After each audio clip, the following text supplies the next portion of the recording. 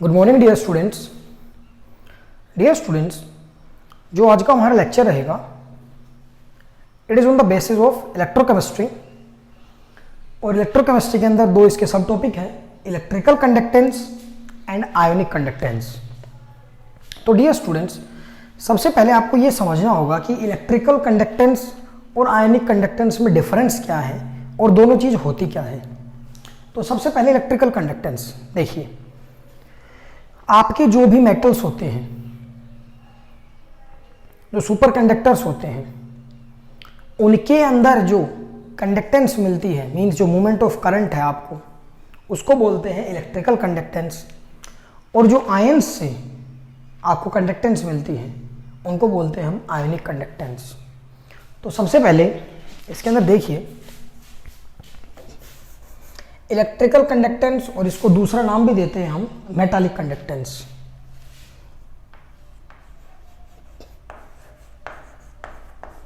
Conductance through metals is known as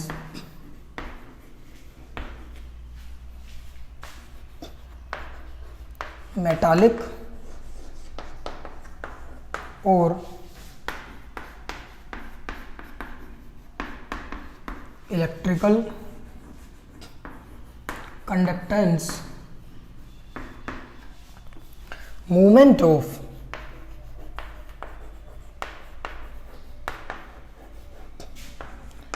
electrons takes place in this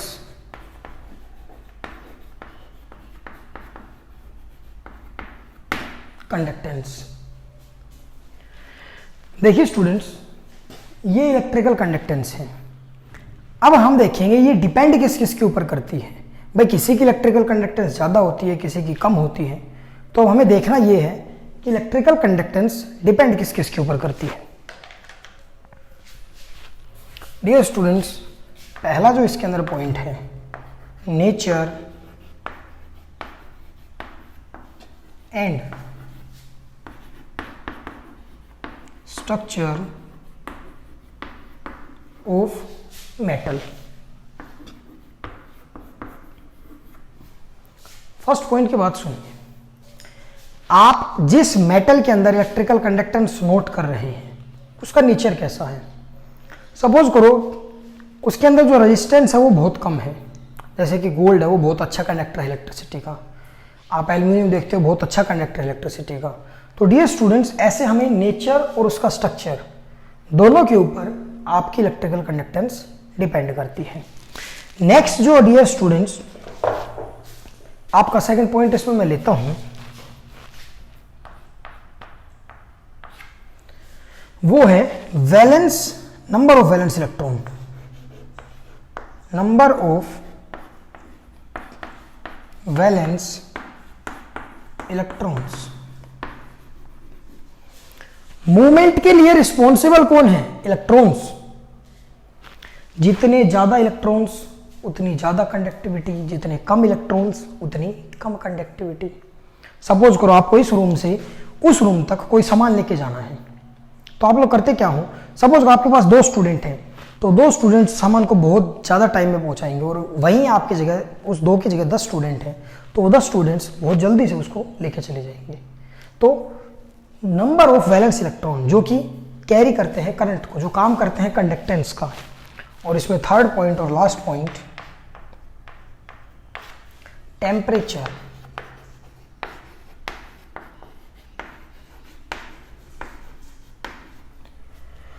अब बात आती है टेम्परेचर की, कि भाई इलेक्ट्रिकल कंडक्टेंस टेम्परेचर के साथ घटती है या बढ़ती है, अगर हम टेम्परेचर को राइज करते हैं, मींस इंक्रीज करते हैं या डिक्रीज करते हैं। तो देखिए dear students, it decreases with rise इन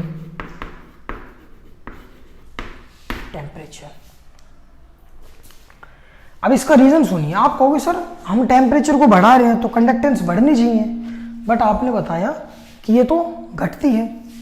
तो इसका एक बहुत सिंपल सा टिपिकल रीजन है। देखिए, आपने एक मेटल का टेम्परेचर उसको बहुत गर्म किया, उसका टेम्परेचर राइज किया।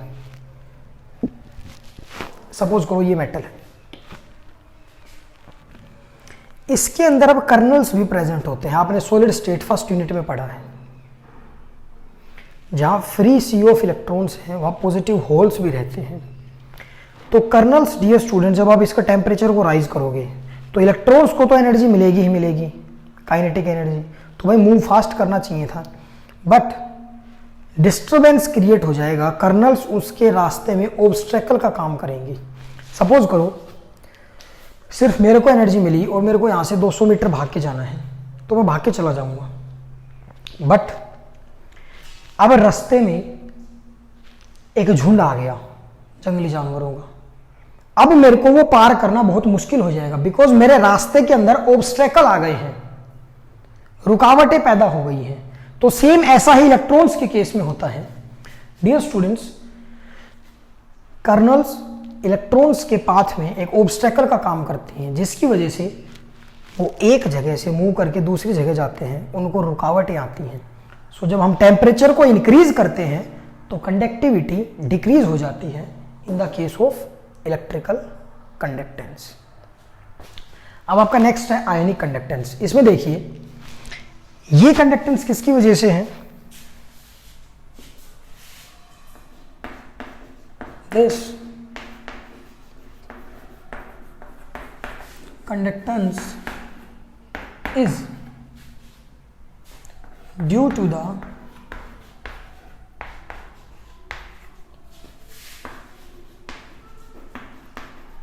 movement of ions। ठीक है भाई। अब ये कंडक्टेंस भी किसी न किसी के ऊपर डिपेंड करती है। तो सबसे पहले नेचर ऑफ इलेक्ट्रोलाइट बताऊंगा अभी इसी का रीजन। इसमें हमने तो स्ट्रक्चर और नेचर मेटल की बात की, इसमें हम इलेक्ट्रोलाइट को क्या करेंगे। तो डियर स्टूडेंट, आपके पास दो तरह के इलेक्ट्रोलाइट होते हैं, पहला स्ट्रॉन्ग इलेक्ट्रोलाइट और दूसरा वीक इलेक्ट्रोलाइट। स्ट्रॉन्ग इलेक्ट्रोलाइट जब टूटता है तो वो बहुत सारे आयंस में डिसोशिएट होता है, और जो वीक इलेक्ट्रोलाइट होते हैं वो पहली बात कंप्लीटली डिसोशिएट ही नहीं होते हैं, और अगर हो भी जाते हैं तो वो बहुत कम आयंस के अंदर डिसोशिएट होते हैं। तो नेचर ऑफ इलेक्ट्रोलाइट, दो टाइप के इलेक्ट्रोलाइट हैं, स्ट्रॉन्ग और वीक।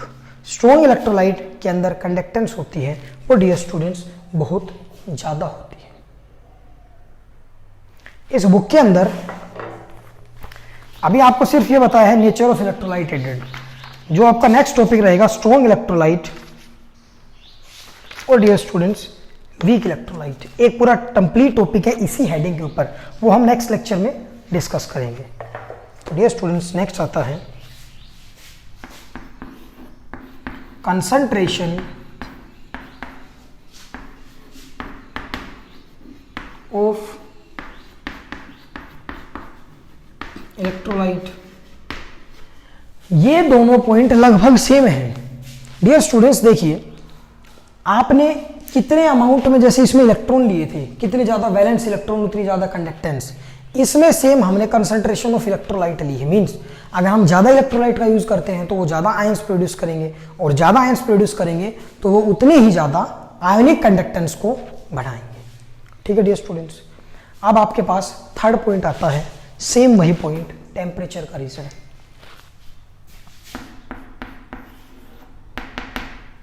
इसमें आप लोग सोच के बताओ, क्या टेम्परेचर के साथ आयोनिक कंडक्टेंस घटनी चाहिए, बढ़नी चाहिए? डियर स्टूडेंट्स इसका रीजन देखो आप। Temperature, it increases with increase of temperature. भाई टेम्परेचर का इसमें अपोजिट रीजन है। इसमें अगर हम टेम्परेचर को बढ़ाते हैं तो आयनिक कंडक्टेंस बढ़ती है। तो इसका रीजन सुनिए आप।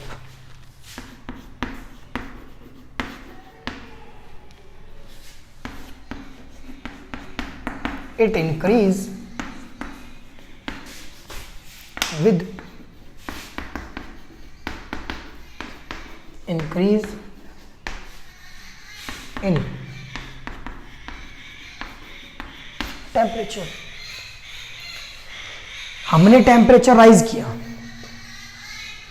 जैसे ही हमने टेम्परेचर राइज किया, जो आयंस के बीच की इंटरेक्शन होती है वो डिक्रीज हो जाएंगे या नहीं हो जाएंगे।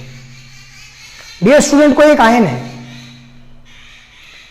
हमने टेम्परेचर राइज किया, उनके बीच की जो इंटरेक्शन होती है वो बिल्कुल वीक हो गई, बिल्कुल लो हो गई। अब देखिए, ये आयंस है, इंटरेक्शन लूज हो गई।